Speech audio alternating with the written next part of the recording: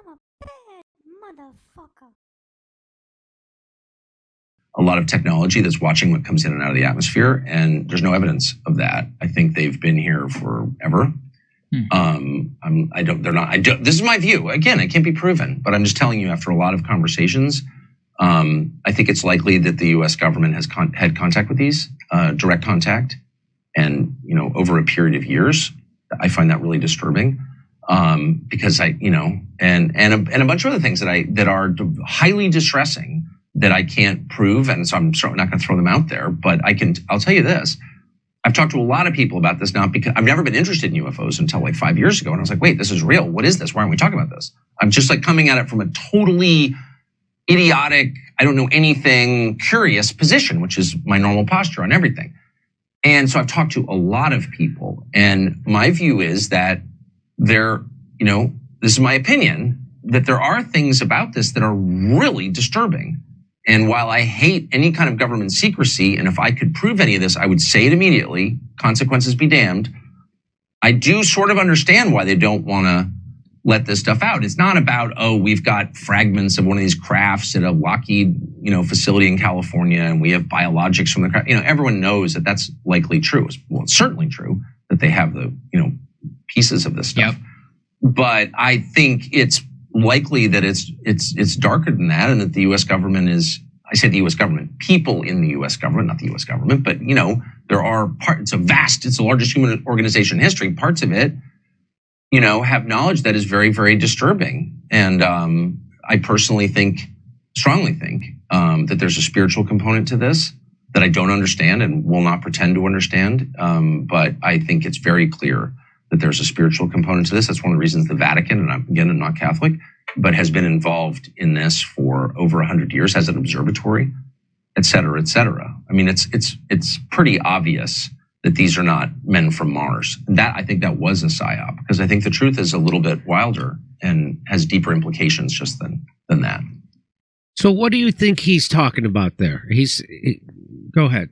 Well, I have to be really careful here because I'm friends with Tucker. I hang out with his son, go hunting with him and shooting and go visit him and things like that. In fact, I invited him to come out to Florida sometime next month. And I just love Tucker, love to death. He thought I was a psychopath 15 years ago for saying 9/11 was an inside job in Building 7.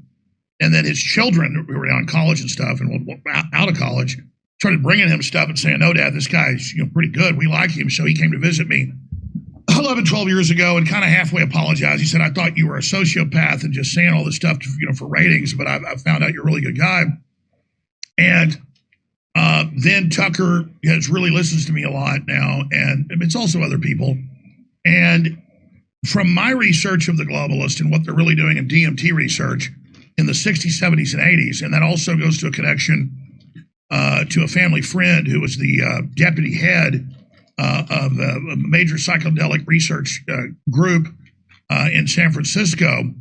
And when I first heard this, I was about 7 years old on a trip in the back of my mom's Volkswagen Beetle with her and her friend to a week-long trip with the girls to Arkansas, where they went on a tourist trip, checking out all the cool sites there. Really beautiful there. And I'm sitting in the back with my Etch-a-Sketch and comic books, listening to this lady, CIA, talk about how they're basically astronauts, and they put them on DMT drips. This is before anybody was talking about DMT, and they go in and they model this veil or the other dimensions that are there, and they then communicate with these entities, and they come back and then write notes about it.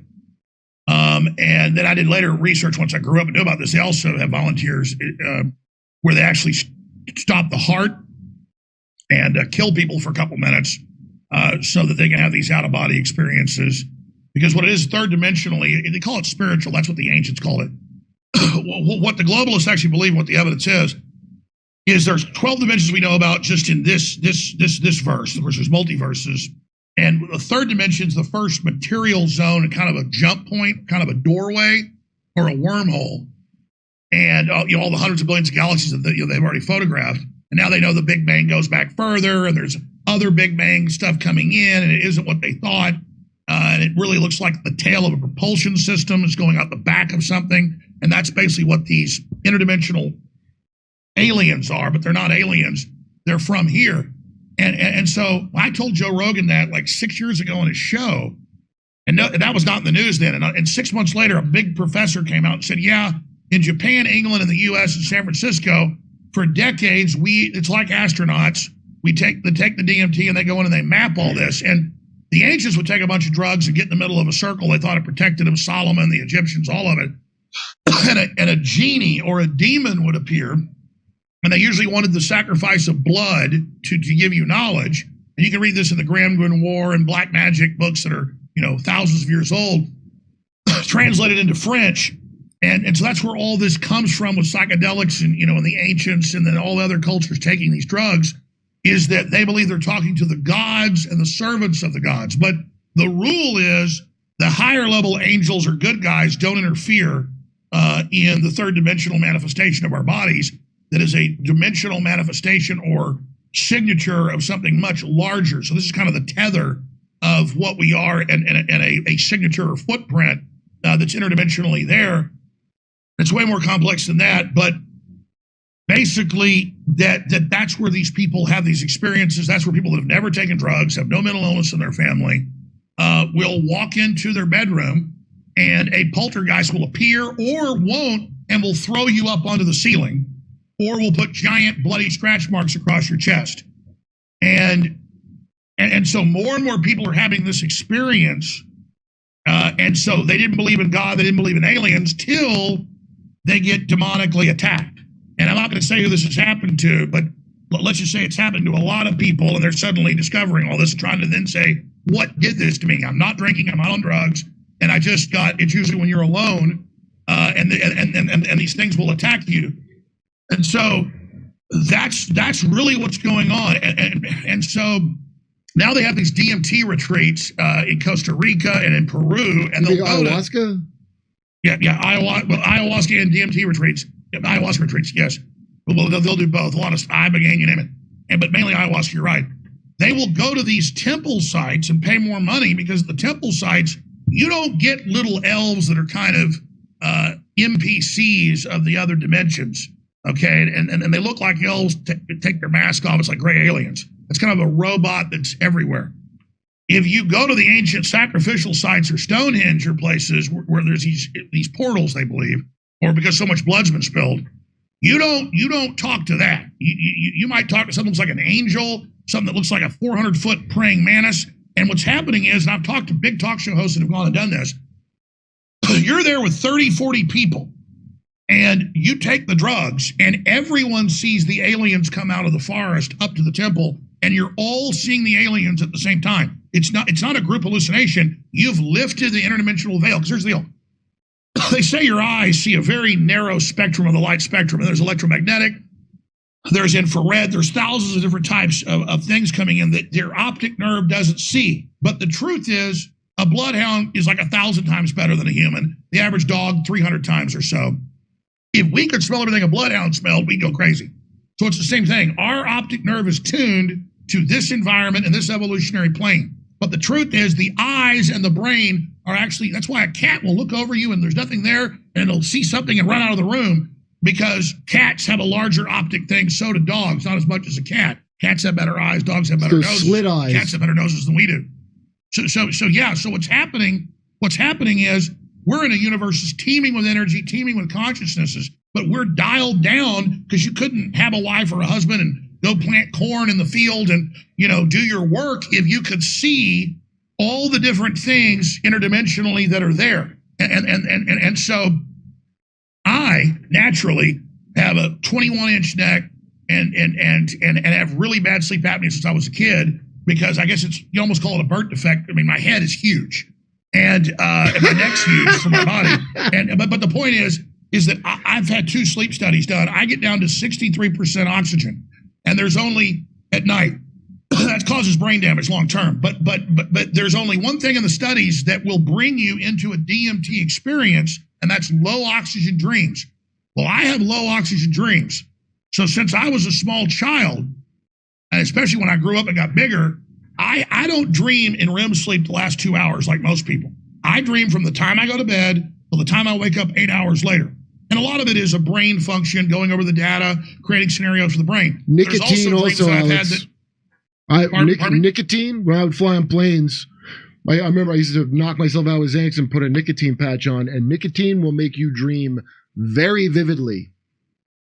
So absolutely, because it constricts the blood vessels and does a bunch of other stuff. So yes, and so I'm not trying to get mumbo jumbo. I don't go to the churches and believe that stuff. I know what I objectively know. I know the government's studying it. And, I told Tucker some private stuff. He told me some private stuff. He asked me on his show to go ahead and say it. And I said, I'm not going to tell those stories, Tucker, because he said, why not? Tell it right now during a break. He was, we were taking a piss. And I said, Tucker, why don't you tell your stories? He said, touche. But I tell you what, when Tucker tells his stories, I'll tell mine. And I'm giving you a little bit of a hint here. And I've not broken confidence or anything here. I'm just saying that more and more people are having these experiences. I mean, you might be driving down the road and you're not on drugs and it's 8 a.m. in the morning and you have no history of mental illness. You've never seen an hallucination, both optical or olfactory.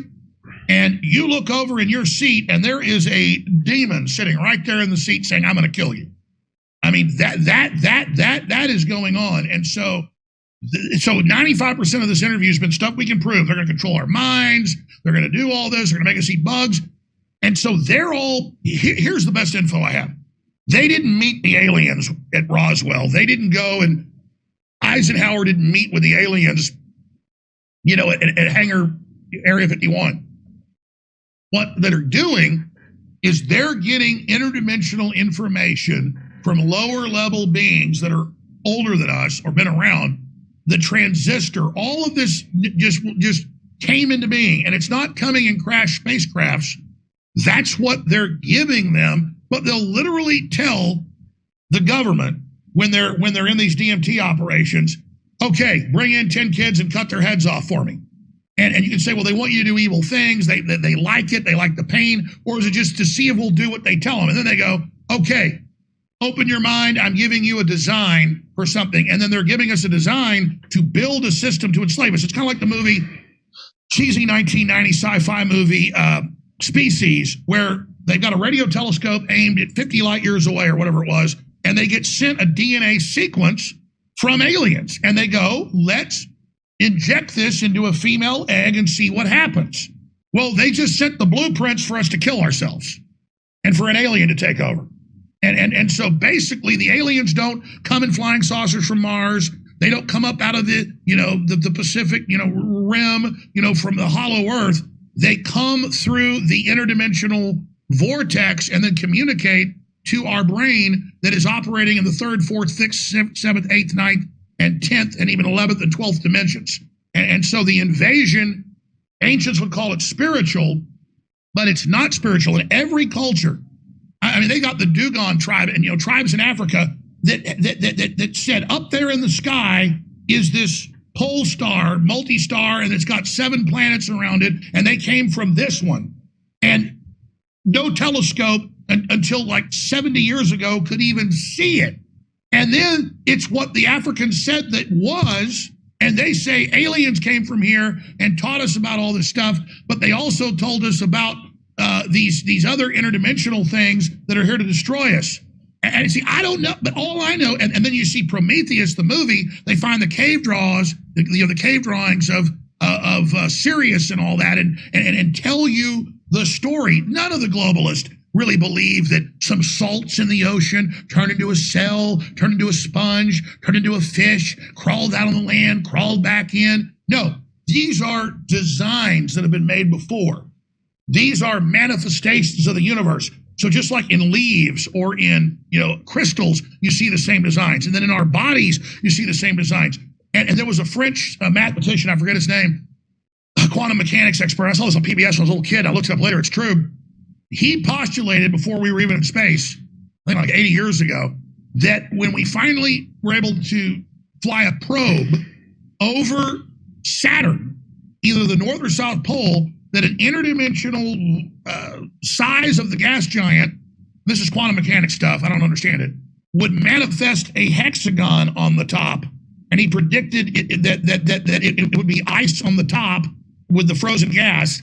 And when they flew Voyager over it, there was a perfect hexagon on the top.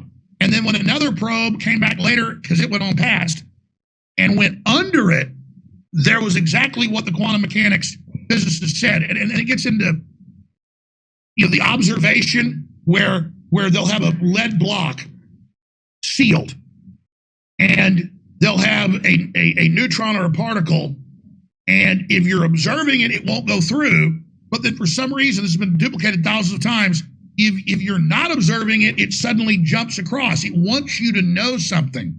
And then they've also noticed that if humans observe electrons and quarks, that literally, so it's kind of like George Lucas, but not in a cheesy way, because it's so subatomic that it changes, observance changes what's happening. I mean, it's absolutely insane. And they've hooked up electron microscopes, spectrometers in Japan to say, well, maybe it's because there's humans near it. And then they'll hook it up, and then they'll have all these humans in the room around it, but not looking at it because they can't see it. And then as soon as somebody in Russia or Japan or America back to Japan looks at it through the electron microscope. Yeah, absolutely. I mean, I'm not the quantum mechanics person. I just know that's what's going in unified field theory. I've read a lot of books on it into all of this. And so it's there. There's a whole, and look, maybe our archetypal development is we're scared of big cave cats and cave bears that used to eat our ancestors. And when, you ever notice a kid at night is more scared in their room than out in the street around thugs, because where did primates usually get eaten? It would be in their nest or in their cave, coming out of the cave mouth, because that's usually where. So kids are always, little kids that have good instincts are always at night. Oh, close the door. What's in the door? As a kid, I remember like doorways at night were going into it, because that's our instinct. So maybe these things don't look like big demons with teeth and eyes and all this. Maybe that's the only way our brain processing it, when it has a wider spectrum we're taking in, it only processes a tiny bit, but we're getting it all. The subconscious and unconscious is actually decoding it all. So that's what's a cat seeing? How does it decipher it? Because all we have is the archetypes of our genetic ancestors imprinted on us to be able to decode things. So again, maybe demons really don't look like demons to themselves, but to us, that's the only way we're able to see them. Does that make sense? Yeah. I follow what you're saying for sure. Have you done DMT ever? No. Here's the deal. I don't want to take it because I remember reading about DMT and ayahuasca experiences and going, well, I have those experiences every night. Crystal cities, floating pyramids, beautiful stuff, like big watchmen angels that like, it didn't happen all the time. It happens, maybe once a month, that tell me what's going to happen and just give me profound knowledge and profound sense of completion and peace. And it's that archetype of the watchman or the angels, and everybody, and the ancients saying, this angel came to me and told me this. So I have DMT-like experiences, and before I knew how to control it, a lot of it was bad stuff. I've seen, when I read the books about it, well, I've seen that in my dreams. Well, I just made the decision that I'm with the higher power, I'm with God, I control my spirit, I control my energy, I change the channel, I'm going to go to Valhalla. I'm going to go see stuff that looks like 1,000 times more powerful than Hawaii and the most beautiful rainbow you ever saw. And I know it's real because again, it's just like observing a particle. If you're watching it, it won't do it. Hundreds of times in my life, God, the universe, whatever you want to call it, when I was a kid, like I have a digital clock in the kitchen, I'd wake up and I'd say, it is 7:15. And I would run down to the kitchen, and every time it was whatever time it was. And maybe I wake up at 5 a.m. and I'd say it's 5:04. It was always this thing saying, go look at the clock. I'm here. I want you to know this is real. And then I had dreams of getting mugged. And about 6 months later, I did get mugged by the same homeless white guy in the purple and green striped shirt. He had a knife. Maybe I was going to get killed interdimensionally. The angels warned me. So I knew when it happened. I was a teenager, wasn't on drugs, but I was on a beer run to get beer in Dallas where they'd sell it to underage. And this happened. And I had a lot of other dreams of things that came true. And so I guess I'm starting to share a lot of this because people need to know there's things bigger than the New World Order. And they want you shuttered, hating yourself, not knowing what a beautiful creation you are, not knowing you have free will, so you won't use your potential. And Tucker Carlson has had an awakening. He's had an awakening that good and evil exist. And before, he wasn't sure about that. And so he's had experiences now that have shown him how real this is. And other people are going to have it because there's something big. And, you know, is it us? They've proven the sixth sense. You know, that's how you know when somebody's looking at you. You're walking through the forest, nobody's around. You feel somebody looking at you, turn, you look 20 yards away, a guy standing there looking right at you. Or, everybody knows that. And they've proven, you know, that's how butterflies can fly from Canada all the way to Mexico, even though they were hatched in Canada and never been to Mexico, and fly to the same tree that their ancestor was laid in, and then they fly back up to Canada, die, you know, lay the eggs, die, and fly perfectly back to the tree. Scientists don't know how they do it. Well, no, they have they do know now. They have magnetic cones in them, little bitty tiny magnetic cones in their brain that operate off of electromagnetic lines. And now we know the ancients were into that, and we know that humans have hundreds of times per density the magnetic cones of a butterfly. Not just that their brain's so much tinier, per brain structure, we have way more than that. Well, why do we have that? A butterfly has a tiny bit and can navigate 3,000 miles perfectly to the tree that their parent was born in, okay? How do they do that? Well, it's the same thing. How do ducks fly from Canada all the way, you know, down to South Texas and then land in the same pond where their parents were born? How do they do this over and over and over and over again? Because the cones aren't just following the lines. The cones are pre-programmed to carry out an operation. So instincts aren't just some vague thing. It's a compressed knowledge, but you can't handle all your ancestral knowledge that Frank Herbert wrote about in his first book. That's excellent.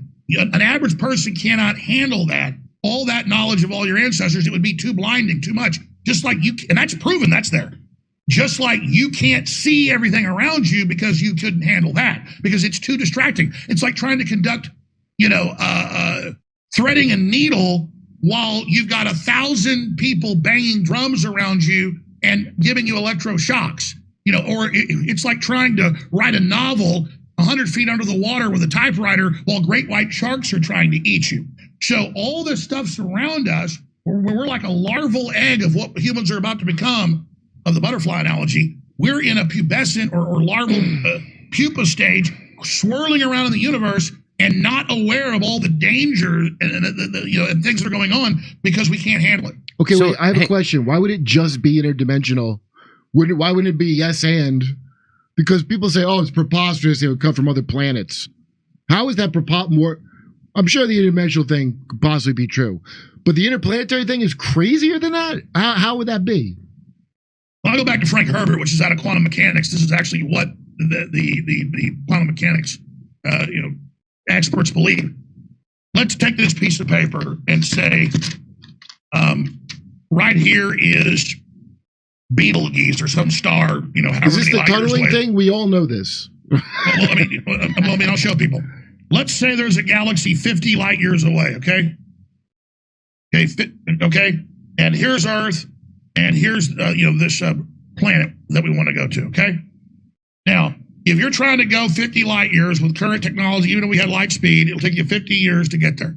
Now, interdimensionally, all you got to do is fold the piece of paper interdimensionally, if you're able to do this, and that's the theory of the third dimension. There's higher dimensions, and then all you do is punch a hole, and you're basically instantly there. So that's like somebody before they invented the wheel looking at a chariot and saying, "What does that do?" So see, it takes you 50 years to get there with the technology we don't even have yet. But if you interdimensionally travel there, you're there instantly by folding. That's fold space. Right. How's that different? All right. Okay.